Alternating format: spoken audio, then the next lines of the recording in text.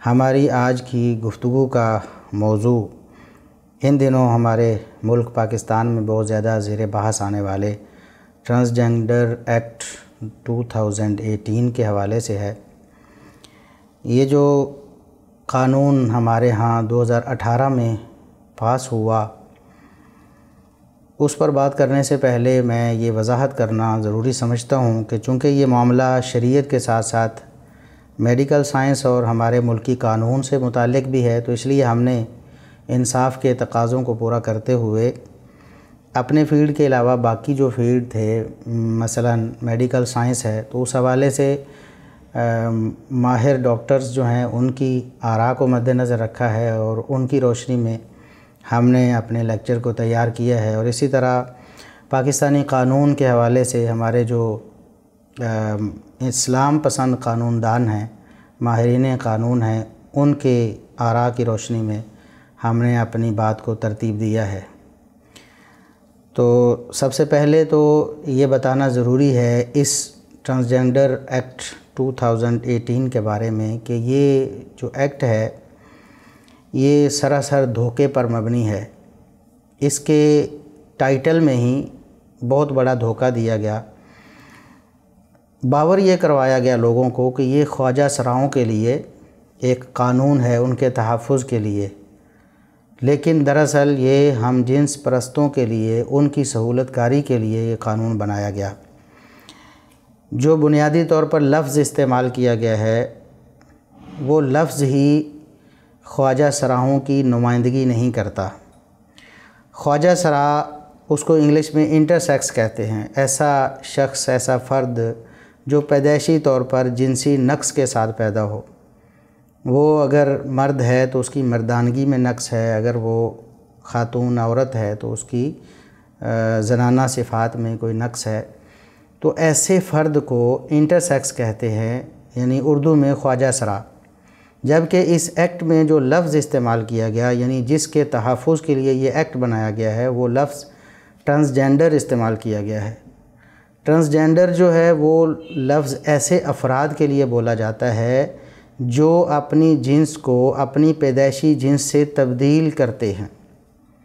یعنی ایسے افراد جو بطور مرد پیدا ہوئے، ان کو پیدائش پر ان کی جنس مرد الاٹ کی گئی اور ان کی شناخت بطور مرد ہی تھی، لیکن بعد میں وہ اپنے ذہنی رجحانات کی وجہ سے یا پھر اپنے معاشرتی ماحول کی وجہ سے یا پھر کسی اور بیرونی عامل فیکٹ کی وجہ سے اپنی جنس کو تبدیل کرنے پر آمادہ ہوئے۔ وہ اللہ رب العزت کی دی ہوئی جنس پر راضی نہیں رہے اور انہوں نے اسے تبدیل کرنے کی کوشش کی یا تبدیل کر لیا۔ ایسے لوگوں کو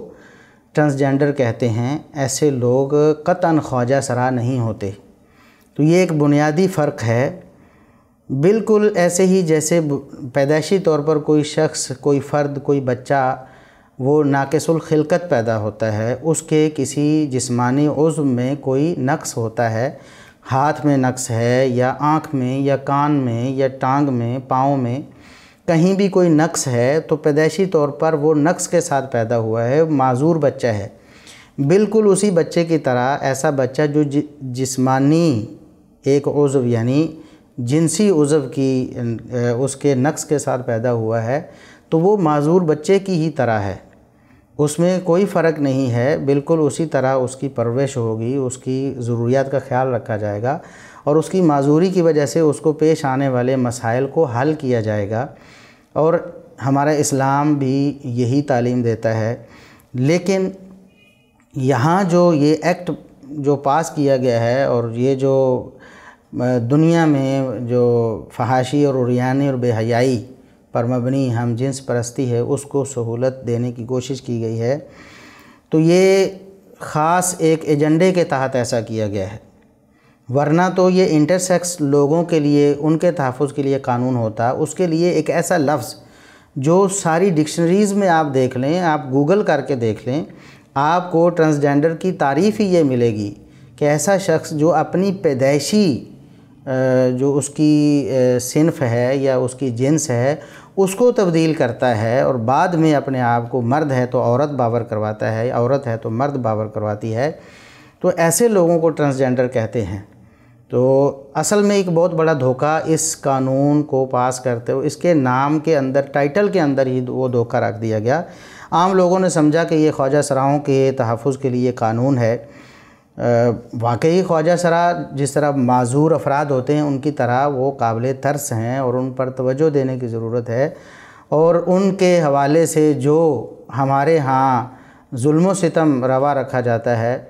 اس کو ختم کرنے کی ضرورت ہے، اس کے ہم بالکل حامی ہیں، لیکن ان کا نام استعمال کیا گیا اور دراصل فائدہ ان لوگوں کو پہنچایا گیا جن پر اللہ اور اس کے رسول صلی اللہ علیہ وسلم نے لعنت کی ہے، یعنی ہم جنس پرست، یا جسے آپ کہہ سکتے ہیں کہ خود ساختہ جو لوگ ہیں، اپنے آپ کو جو مرد ہیں خاتون بنائے ہوئے ہیں، خاتون ہیں اپنے آپ کو مرد باور کروا رہی ہے، تو یہ جو ایک بے رہ روی ہے اس سے اسلامی معاشرے میں بہت بڑا فساد پیدا ہوتا ہے، بے شرمی و بے حیائی پھیلتی ہے اور خاندانی نظام جو ہے وہ پاش پاش ہو جاتا ہے۔ اس کی تفصیل آگے آ رہی ہے۔ تو اس قانون کو ٹرانسجینڈر کے نام موسوم کرنا ہی اس بات کی بہت واضح دلیل ہے کہ خواجہ سراؤں جیسے معذور طبقے کے نام پر اصل میں مغرب کی پروردہ بے حیائی کو ملک میں رائج اور لاگو کرنے کی یہ سازش کی گئی ہے۔ تو یہ ایک بنیادی بات ہے جس کو سمجھنا ہر مسلمان کے لیے، ہر ذی شعور کے لیے ضروری ہے کہ یہ ایک بہت بڑا دھوکہ ہے۔